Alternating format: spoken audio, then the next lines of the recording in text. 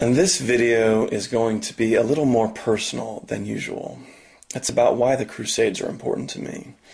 I've always thought that a big part of expanding one's mind is confronting ideas that sort of defy your own cultural milieu. In the case of 21st century Western society, pop culture emphasizes mild manners, keeping your own beliefs private, putting economic concerns ahead of spiritual or religious convictions, that sort of thing. Obviously, a lot of this is due to the Enlightenment roots of our culture. The Crusades sort of fly in the face of all that.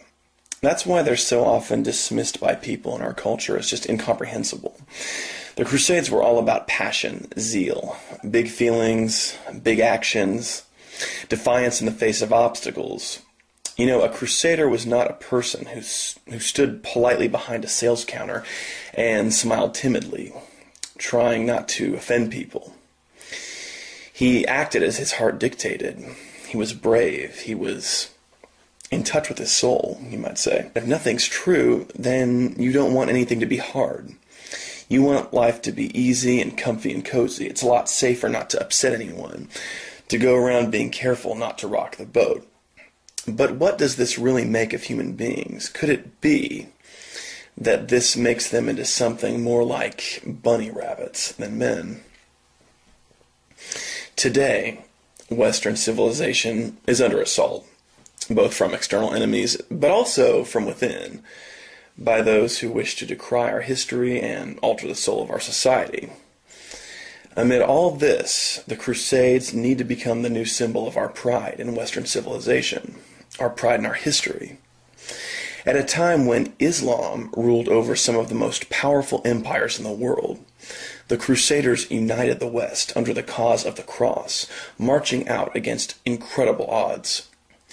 Ultimately, this was the first big movement of the medieval world that brought Europe together under a common cause, and there was a lot of subtlety and depth to this movement, melding the ideas of sacrificial Christian love and military valor.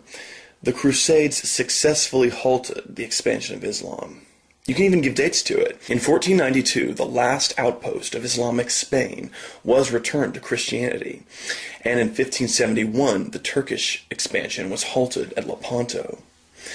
Both of these events were fueled by the fervor of the Crusade. Had the love of the cross not stirred the hearts of Europe's knights, the West may well have been overrun by Islam. This would mean no scientific revolution, no American colonization, no rise of the West.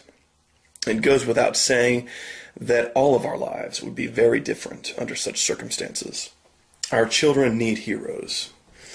Martyrs and the humbler, more passive type saints are wonderful. But, our boys need some military heroes to look up to. Let us hold up the example of the Crusaders and give them tales of Godfrey at Jerusalem, Richard at Arsuf, James at Valencia, and Fernando at Sevilla. Let them hear about the famous fierce charge of the Templars that made all of Islam tremble. X-Men and Harry Potter are poor heroes for our boy children. Let them look up to the Crusaders. As an historian, the Crusades fascinate me just in terms of the incredible meeting of cultures they represent, punctuated by huge personalities and events. But the Crusades should strike a deeper chord in us. They should remind us that the history of Western civilization is full of courage and passion, and that we ourselves should carry on in this tradition. The Crusades represent a powerful symbol for all people in the world struggling against tyranny and impossible odds. A toast to courage and love. Long live the spirit of crusade.